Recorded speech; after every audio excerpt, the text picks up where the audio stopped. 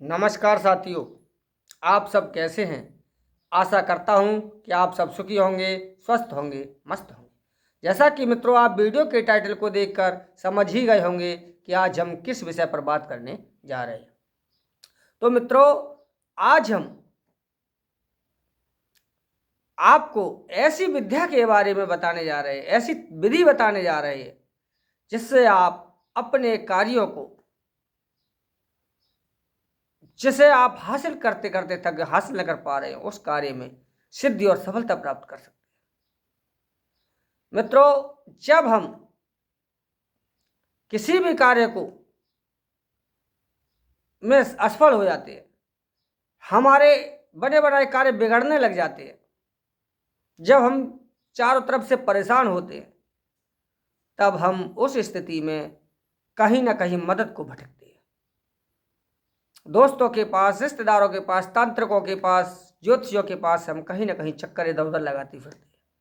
और जब सभी तरफ से हमारे लिए असफलता हाथ लगती है, हमें कहीं से भी लाभ प्राप्त की होने की गुंजाइश न रहती है, हमें लाभ प्राप्त नहीं होता है, तब हम अंतिम समय में उस ईश्वर की शरण में जाते हैं जो कि सर्वोच्च सत्ता है।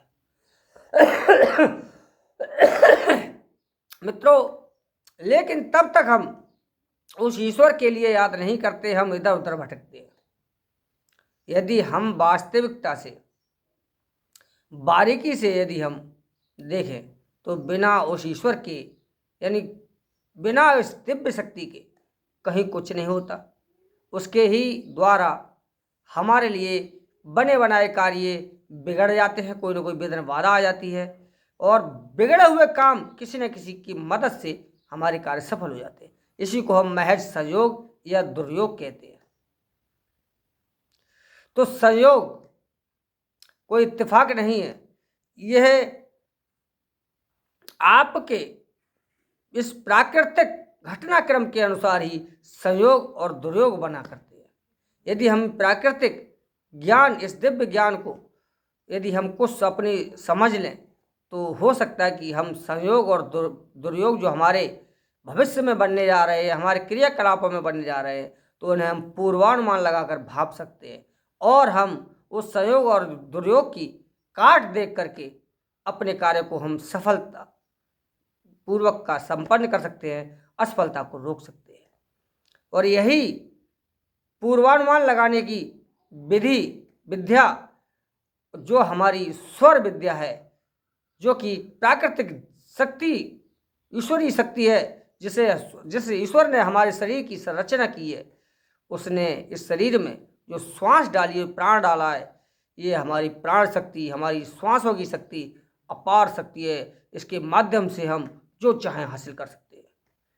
ऐसी संसार की कोई भी दुर्लभतम से दुर्लभतम वस्तु नहीं है जो हम श्वासों का ज्ञान होने के पश्चात हासिल न कर सकते। ये स्वर विज्ञान हमारे लिए प्रत्येक कार्य में सफलता प्रदान करने वाला, धन दौलत ऐश्वर्य देने वाला, हितु रिश्तेदारों का सहयोग प्रदान कराने वाला, अनावश्यक हानि से बचाने वाला, और आवश्यक लाभ प्रदान कराने वाला ये एक असीमित साधन है।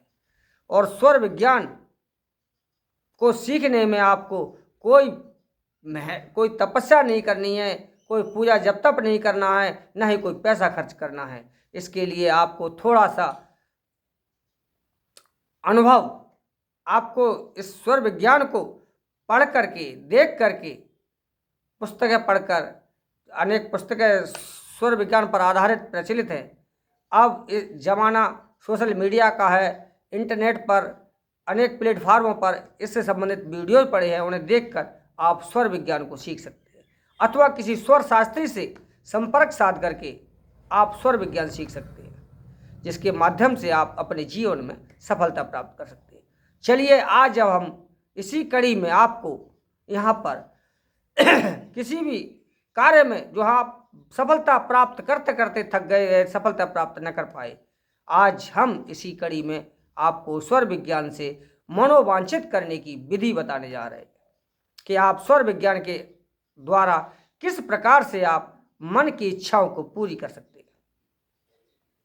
मित्रों, इसके लिए आप जब सुबह के लिए उठें, शुक्ल पक्ष हो, बृहस्पति, शुक्र, सोमवार, बुधवार, यानी इन बारों में से कोई बार हो।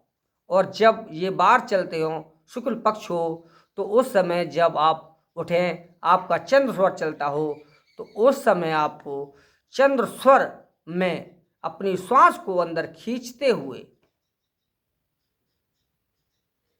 अपने श्वास को, हथेली को नाक के ऊपर पास रखते हुए इस प्रकार से श्वास को अंदर खींचते हुए अपनी इच्छा को बोलना है।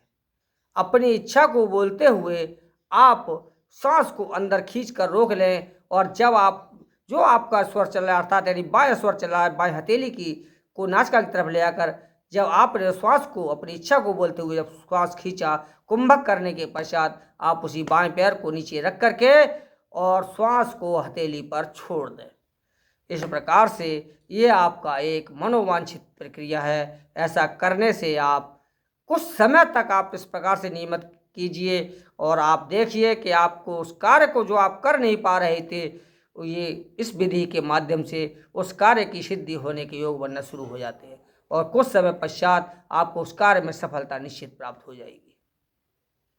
दूसरे, जब भी आपका सुषुम्ना स्वर चलता हो, आप उस सुषुम्ना स्वर के चलने के समय आप श्वास का ध्यान, अपनी सुषुम्ना स्वर का ध्यान करते हुए उस समय आप ईश्वर के शरण में एकदम चले जाएं और ईश्वर से उस कार्य की पूर्ति के हेतु मन्नत प्रार्थना करें। और ये ये अपना मतलब अनुभव करें कि मेरा ये कार्य सिद्ध हो रहा है। आप समझ लीजिए, कुछ समय के पश्चात आप ऐसा करेंगे तो आपके कार्य में आपको निश्चित रूप से सफलता मिलना शुरू हो जाएगी। मित्रों, आज मैंने ये जो 2 विधियां आपको बताई हैं स्वर विज्ञान के आधार पर मनोवांछित करने की, आप अपने जीवन में इन विधियों को अपना करके अपने वर्षों से अटके कामों को, जो आप इच्छा पूरी न कर पा रहे हो, उन इच्छाओं को पूरी करने का एक साधन बना करके आप इच्छा पूरी कर सकते हैं। तो मित्रों, मैं आशा और उम्मीद करता हूँ कि मेरे द्वारा दी गई जानकारी आपको अच्छी लगी होगी, समझ में आ गई होगी। यदि आपको, और आशा और उम्मीद करता हूँ कि आप इस मेरे द्वारा दी गई जानकारी से अपने जीवन में लाभ उठा करके अपने कार्य को सफल सिद्ध करेंगे। मित्रों, यदि आपको ये वीडियो अच्छा लगा हो तो वीडियो को लाइक और शेयर जरूर करें। चैनल पर यदि नए हों तो आपसे अनुरोध है कि आप चैनल को सब्सक्राइब जरूर कर लें। आज के लिए बस इतना ही है, मिलते हैं अगले वीडियो में, तब तक के लिए नमस्कार साथियों।